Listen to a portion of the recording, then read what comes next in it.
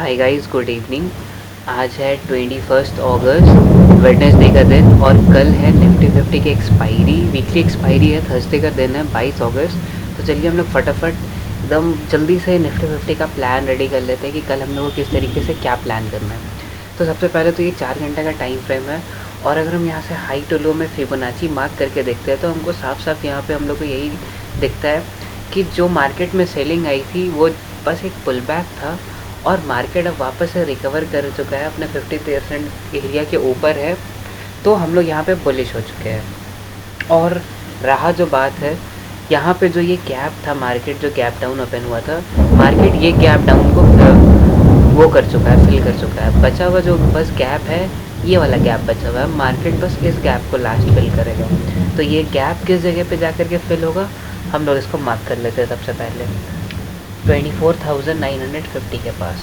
तो कल का हम लोग का गेम प्लान यही होने वाला है कि निफ्टी कोई भी एक डिप दिखाए, उस डिप को हम लोग को बाई कर लेना है और ऊपर ये गैप फिलिंग के टारगेट्स के लिए उसको होल्ड करना है।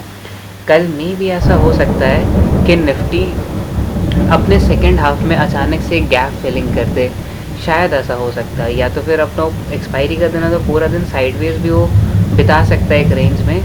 लेकिन अगर उसमें थोड़ा सा भी मोमेंटम या वोलेटिलिटी आ जाता है, क्योंकि हम लोग बैंक निफ्टी का भी अगर चार्ट देखें तो बैंक निफ्टी का भी चार्ट बहुत अच्छे से बुलिश हो चुका है। तो उस बुलिश वे में हम लोग अगर देखें तो ऊपर सिर्फ 150 पॉइंट बाकी बचा है गैप को फिल करने के लिए, और निफ्टी के लिए कोई बड़ा बात नहीं है गैप को फिल करना। तो मेरे हिसाब से कल शायद ये वाला गैप फिल हो जाना चाहिए। तो अभी अगर हम लोग देख के चलेंगे तो मार्केट कहाँ पे, अगर आप 4 घंटा टाइम फ्रेम में जो इसका लास्ट हाई का स्विंग था, तो मार्केट अभी अभी उसी स्विंग के पास आकर के रेजिस्टेंस ले रहा है। तो चलिए हम लोग अब, थोड़ा सा बारिश का मौसम है और बादल भी गरज रहे, तो उसको मैनेज करिएगा। चलिए हम लोग जल्दी से छोटे टाइम फ्रेम में शिफ्ट कर जाते हैं और हम लोग प्लान कर लेते हैं कि किस तरीके से हम लोग को कल क्या प्लान करना है। तो कल है एक्सपायरी का दिन, और अगर हम लोग कुछ यहाँ पे एनालाइज करेंगे तो जितने भी, मतलब 15 मिनट के टाइम फ्रेम के हिसाब से जितने भी स्टॉप लॉसेस है अभी सब कुछ नीचे के पास अवेलेबल है। लेकिन मार्केट, हमको नहीं लगता कि अभी पहले अपने नीचे के सारे स्टॉप लॉसेस को क्लियर करने में इंटरेस्टेड होगा। तो मेरे हिसाब से हम अभी बुलिश रहने वाले हैं। मेरे हिसाब से अभी पहले तो मार्केट, ये जो उसका बचा हुआ गैप है इतने एरिया का 150 पॉइंट का, सबसे पहले मार्केट इसको कवर करेगा और ऊपर के जो सेल करते जो ऊपर से आ रहे थे, अगर हम लोग 4 घंटे के टाइम फ्रेम में वापस से नोटिस करें तो ये जो ऊपर से इतना बार सेलिंग हुआ, एक बार यहाँ से सेलिंग हुआ, फिर उसके बाद यहाँ से सेलिंग हुआ, तो जितने भी स्टॉप लॉसेस ऊपर थे, तो मार्केट अभी यहाँ तक का स्टॉप लॉस क्लियर कर दिया है। जो इसका लास्ट स्टॉप लॉस ऊपर यहाँ का बचा हुआ है, तो मार्केट अब इसको क्लियर करने के लिए निकलेगा और वापस एक हायर हाई पैटर्न का फॉर्मेशन क्रिएट करेगा। तो अगर हम लोग 15 मिनट टाइम फ्रेम में देख लेते हैं कि अगर मार्केट साइडवेज गैप अप या गैप डाउन ओपन होता है तो हम लोग किस तरीके से ट्रेड करने वाले हैं। तो सबसे पहले हम लोग बात करते हैं कि मार्केट साइडवेज ओपन हो जाता है। मार्केट कहाँ पे साइडवेज ओपन होगा, अगर हम लोग देखेंगे तो ये अपने जो टॉप का जो स्विंग था उसके एकदम हाई के रेजिस्टेंस के पास क्लोज किया है। तो हम लोग मान लेते हैं कि यहीं कहीं पे अगर मार्केट खुलेगा तो साइडवेज ओपन हो जाएगा। तो सबसे पहली बात तो एक मेजर रेजिस्टेंस का भी एरिया है। अगर हम लोग इसका बैक टेस्ट करके देखें 1 आवर टाइम फ्रेम में, तो मार्केट जब इस लेवल के पास आया, एक सेकंड सॉरी, मार्केट जब एक बार इस लेवल के पास आया था तो आप देख सकते हो मार्केट इस लेवल को टच करके कितना नीचे गिर गया था। उसके बाद एक अच्छी खासी नीचे की तरफ यहाँ पे रैली आई थी। फिर जब मार्केट इस लेवल के पास आया वापस से, तो इस बार मार्केट क्या किया, डायरेक्टली सारे एसएल्स को हिट करके वो गैप अप खुल करके आप यहाँ पे देखोगे तो ऊपर चला गया था मार्केट। और फिर उसके बाद जब सेकेंड टाइम मार्केट इस वाले जोन के पास आया तो वापस से मार्केट एकदम बहुत ज़ोर से नीचे गिरा, बहुत अच्छा खासा नीचे रैली आया। तो अब वापस से मार्केट इसी जोन पे आकर के खड़ा हुआ है साइडवेज। अगर हम लोग मान लेते हैं कल मार्केट साइडवेज ओपन होता है तो मार्केट वापस से उसी जोन पे पास खड़ा होगा।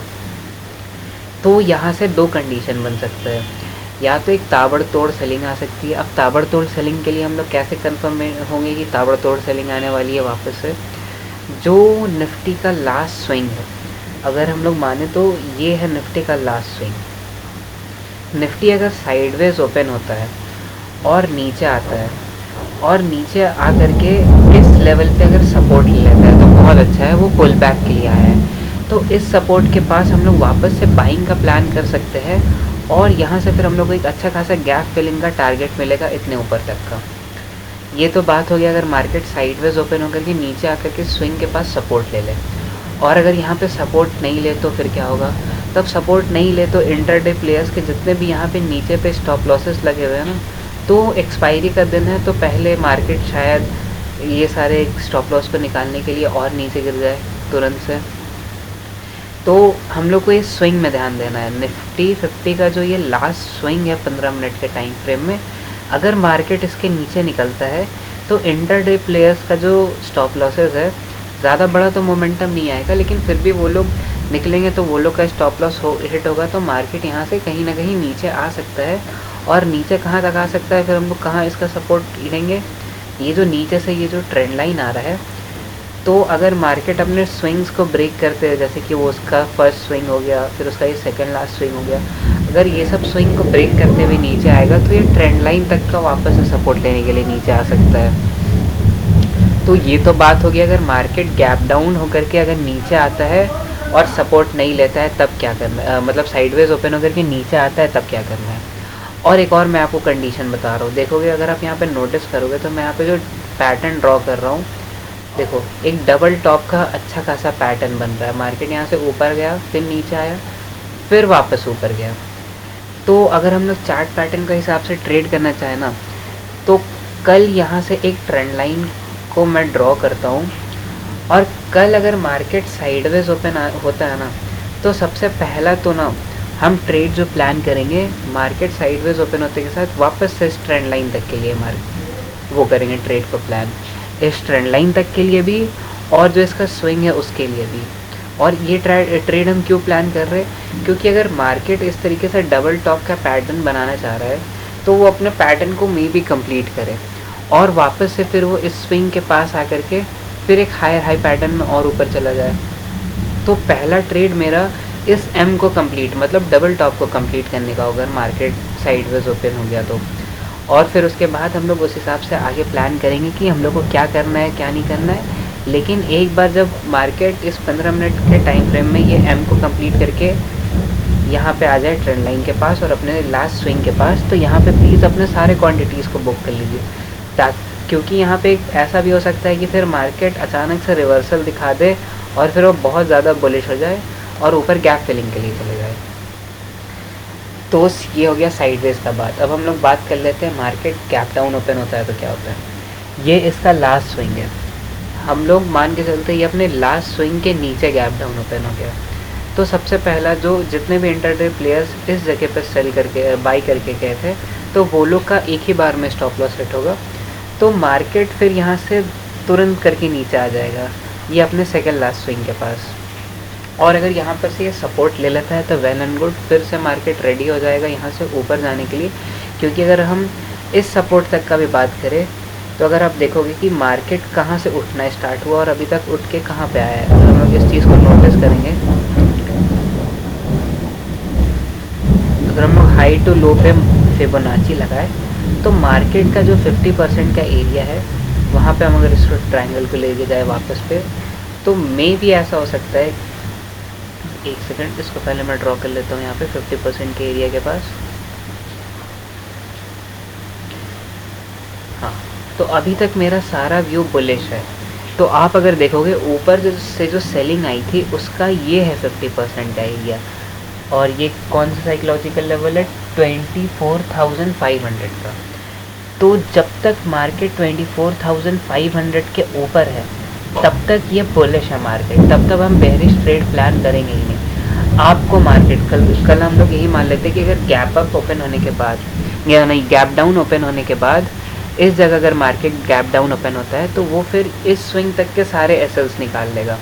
लेकिन 24,500 एक ऐसा साइकोलॉजिकल लेवल है ना कि यहाँ से मार्केट को रिवर्स करना ज़रूरी है। भले ही वो रिवर्स करके बहुत ऊपर नहीं जाए, ये जो 15 मिनट का टाइम फ्रेम है इसके हाई को टच करने के लिए वापस आए, लेकिन ये 24,500 से रिवर्स होना इसका ज़रूरी है। ये यहाँ से एक ना एक बार रिवर्स होगा, भले ही ऊपर ट्रेंड लाइन तक के लिए क्यों ना हो। तो हम लोग ऐसा डिसाइड कर लिए कि अगर हम लोग का मार्केट कल गैप डाउन ओपन होता है तो हम लोग एक मूव कैप्चर से कर सकते हैं 24,500 के पास के लिए। फिर 24,500 में हम लोग एक वापस से, सॉरी गाइस, मतलब इसका नॉइज़ मैं कैंसिल नहीं कर सकता हूँ। हाँ, तो जब 24,500 के पास जब मार्केट हो तो यहाँ पर प्राइस एक्शन देख करके वापस से हम लोग इस ट्रेंड लाइन तक के लिए बाइंग के लिए प्लान कर सकते हैं। अब हम लोग लास्ट बात कर लेते हैं कि मार्केट गैप अप ओपन होता है तो क्या होता है। तो अगर हम लोग 1 घंटे के टाइम फ्रेम में देखें तो यहाँ से कुछ लोग सेल करके गए हैं, तो इसके ऊपर यहाँ पे स्टॉप लॉस होगा वो लोग का, ठीक है। और फिर जो लोग यहाँ से सेल करते आ रहे हैं तो हम लोग मान लेते हैं कि वो लोग का स्टॉप लॉस भी यहाँ पे है।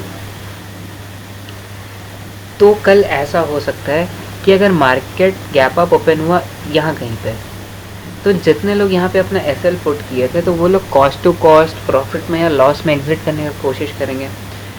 तो ऐसा हो सकता है कि मार्केट गैप अप ओपन हो और हल्का गैप अप ओपन होकर के इस रेजिस्टेंस के पास आ जाए, क्योंकि ये अभी तो रेजिस्टेंस की तरह ही काम करेंगे ना, क्योंकि यहाँ से सेलिंग आई थी। आप समझो कि अगर यहाँ से जो सेलर्स अपने प्रॉफिट्स को बुक नहीं करेंगे और वो अपना क्वांटिटी को और ऐड कर देंगे तो मार्केट तो वापस से यहाँ पर रिवर्स होगा। तो अगर मार्केट गैप अप ओपन होता है और गैप अप ओपन होने के बाद डायरेक्टली समझ लो कि वो ऊपर चला जाता है इस रेजिस्टेंस के पास, तो यहाँ से हम लोग एक सेलिंग का प्लान कर सकते हैं वापस इस ट्रेंड लाइन तक के लिए। और जब ट्रेंड लाइन को जैसे ही टच करे तब हम लोग वहाँ पे प्राइस एक्शन को देख के बाइंग का प्लान कर सकते हैं। इसके बाद तो फिर पक्का गैप फिल हो जाएगा, यहाँ तक के लिए आराम से आपका ये गैप फिल कर देगा। तो कुछ इस तरीके का गैप अप में हम लोग प्राइस एक्शन को वो कर सकते हैं आराम से। और एक सिनेरियो हम आपसे डिस्कस करना चाहेंगे कि ये तो बात होगी अगर गैप अप खुल के मार्केट ऊपर डायरेक्टली चला गया रेजिस्टेंस की तरफ। अगर आप मान लो कि गैप अप खुला और मार्केट डायरेक्टली इधर से गैप अप खुलते का सेल हो गया, तुरंत सेल हो गया, तो वेट करिए आप उसके लास्ट स्विंग तक का आने का या ट्रेंड लाइन तक का आने का। फिर जैसे यहाँ पे प्राइस एक्शन बनता है तो आप वापस से बाई करिए ऊपर आपके गैप फिलिंग का एरिया के लिए। तो हम आपको तीनों सिनेरियो बता दिए कि आपको मार्केट साइडवेज ओपन हो, गैप अप हो या गैप डाउन हो, आपको एक डिप का वेट करना है। जैसे ही आपको एक डिप मिले या कॉल के प्रीमियम में आपको जैसे ही एक डीके मिले आपको तुरंत से एंटर करना है, क्योंकि 100% मेरे को ऐसा कन्विक्शन आ रहा है कि 24,950 का जो गैप बना है इतना, तो इसको कल मार्केट फिल कर दे। तो यही रहा मेरा एनालिसिस। और एक बार लास्ट हम आपको फिर से बता रहे हैं कि मार्केट अगर अपने स्विंग को ब्रेक करके नीचे आ जाएगा, यहाँ से ये जो इसका लास्ट स्विंग है या फिर ट्रेंड लाइन का सपोर्ट है, अगर मार्केट इसको ब्रेक करके नीचे आता है ना, तो आप देख लो ये वाला जो एरिया है जो अभी मैं ट्रायंगल पे लगा रहा हूँ, ये इसका सपोर्ट बन जाएगा। और ये वाला जो आपको ट्रेंड लाइन हम यहाँ पे बनाए हैं ना, ये जो 1 घंटा के हिसाब से है, तो ये वाला ट्रेंड लाइन इसका ये रेजिस्टेंस बन जाएगा। तो फिर मार्केट कुछ अगर जैसे ही अपने स्विंग को ब्रेक करेगा ना, तो फिर आप अपना इंटरडे जो एक्सपायरी होगा उस पर आप एकदम सिंपली मान लो कि मार्केट बस अप डाउन या ट्रेंड लाइन और सपोर्ट के पास इस तरीके से अप डाउन क्रिएट करते रहेगा। तो अवॉइड करना, ट्रेड करना अवॉइड नहीं। अगर तुम प्रोफेशनल स्कैल्पर हो तो तुम सपोर्ट के पास बाइंग का प्लान कर सकते हो या फिर रेजिस्टेंस के पास सेलिंग का प्लान कर सकते हो। तो अगर इसका स्विंग टूटा तो ये चीज़ देख लो, ये जो मैंने यहाँ पर ड्रॉ किया है ना, फिर कुछ ऐसा ही मार्केट साइडवेज मूव करेगा। तो आज के लिए इतना ही। मैंने आपको ओवरऑल बता दिया कि किस तरीके से मार्केट का सेंटिमेंट्स काम करेगा। नीचे इंटरडे प्लेयर्स के बहुत सारे स्टॉप लॉस है और ऊपर बड़े प्लेयर्स जो सेल करते आ रहे हैं वो लोग के स्टॉप लॉस है। तो हम लोग देखते हैं मार्केट पहले किसका स्टॉप लॉस निकालेगा। वैसे वेट करना कल पहले इंटरडे में, तो मार्केट छोटे प्लेयर्स मतलब जितने भी नीचे की तरफ स्टॉप लॉस है उसको निकाल करके एक डिप देगा, तो उस डिप को बाई करने का कोशिश करना और ऊपर आराम से अपने टारगेट को लेके निकलना। और अगर एक्सपायरी कर देना तो एक चीज़ और हम तुमको कहना चाहेंगे, मतलब आप लोग सबको कहना चाहेंगे कि कॉल और पुट का प्रीमियम को चार्ट लगा के रखना। मार्केट अगर समझो 24,700 के पास है तो 24,700 का कॉल और पुट या at the money, in the money, जो भी तुमको पसंद है, अपना स्ट्राइक प्राइस को वहाँ पे लगा के रखना और उस हिसाब से ट्रेड प्लान करना। अगर तुमको कॉल में एंट्री बनाना है तो हमेशा हाई पे एंट्री बना के कोई फ़ायदा नहीं है। तो तुम उस जब चार्ट को देखो तो तुमको समझ में आ जाएगा कि अब हमको कहाँ पे बाई करना है, कहाँ पे नहीं करना है। तो अपना चार्ट को अच्छे से एनालाइज करके ही ट्रेड वगैरह प्लेस करना है, क्योंकि रैंडम एंट्री एग्जिट करके कोई फ़ायदा नहीं है, और ऊपर से एक्सपायरी के दिन में तो बहुत लॉस होगा, सारा कैपिटल वाइप आउट हो जाएगा। तो अपने ट्रेड्स को आराम से प्लान करो, और बाकी कल मार्केट बंद होने के बाद 3:30 बजे के बाद मैं कोशिश करूँगा कि मैं लाइव मार्केट बनते चलते सब वक्त ही रिकॉर्ड कर लूँ वीडियो। लेकिन उस समय मैं जब अपने क्वांटिटीज़ हाई क्वांटिटीज़ पंच करके रखता हूँ तो वीडियो रिकॉर्ड करना पॉसिबल नहीं हो पाता है। तो इसीलिए मैं आफ्टर मार्केट अपने ट्रेड्स को दिखा देता हूँ कि मैंने कहाँ पे कौन सी क्वांटिटी पंच की थी। लेकिन कल मैं कोशिश करूँगा कि आपको लाइव दिखाऊँ कि मैं निफ्टी 50 में कल एक्सपायरी कैसे ट्रेड करूँगा, ताकि आपका साइकोलॉजी और खुल पाए कि आप किस तरीके से एक्सपायरी को ट्रेड कर सकते हो। तो आज के लिए बस इतना ही, और कल निफ्टी का एक्सपायरी है, सेफ प्ले करो। और मैंने अपना एनालिसिस तुम्हारे साथ बहुत अच्छे से शेयर कर दिया है, तो बुलिश रहना कल के लिए, डिप को बाय करने की कोशिश करना। तो बस आज के लिए इतना ही। Thanks for watching.